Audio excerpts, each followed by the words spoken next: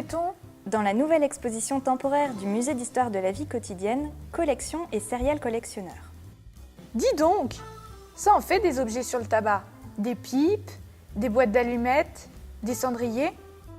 Oh, elle est curieuse cette boîte de cigarettes. C'est en quelle langue? C'est du russe. On lit fabriqué en URSS au dos.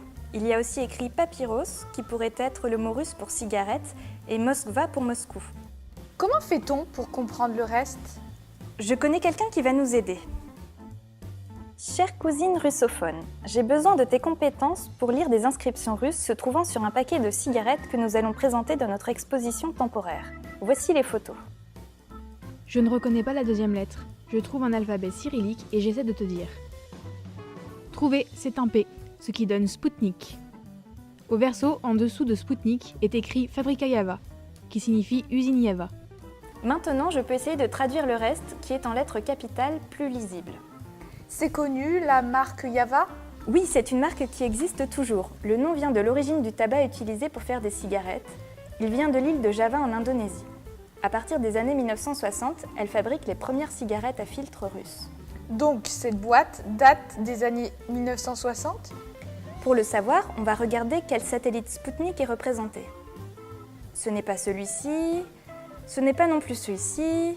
Ah, le voici, lancé le 15 mai 1958.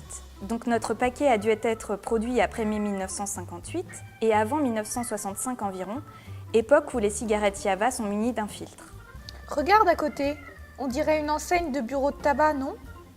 Oui, la carotte est obligatoire à partir de 1906 pour signaler la vente de tabac. Cela a d'abord été un monopole royal avant d'être un monopole d'État. Cette enseigne a évolué. Au départ, elle n'était pas forcément rouge et aujourd'hui, elle doit obligatoirement être lumineuse. Pourquoi ce nom de carotte? La forme et le nom de cette enseigne renvoient au XVIe siècle où le tabac était vendu en feuilles enroulées en petits cylindres. L'utilisateur devait les râper aux extrémités afin de consommer le tabac, ce qui leur donnait cette forme de carotte. Et qu'est-ce que viennent faire des cartes à jouer ici?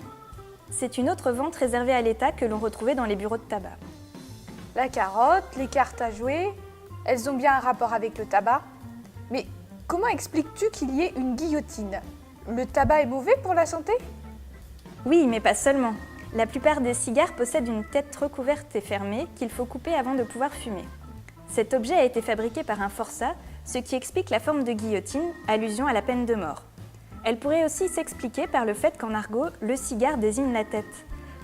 Dans les bagnes d'outre-mer, les forçats fabriquaient divers objets réalisés avec des matériaux à leur disposition, comme ce coupe-cigare, pour les vendre aux visiteurs ou aux membres de l'administration pénitentiaire afin d'améliorer leur ordinaire.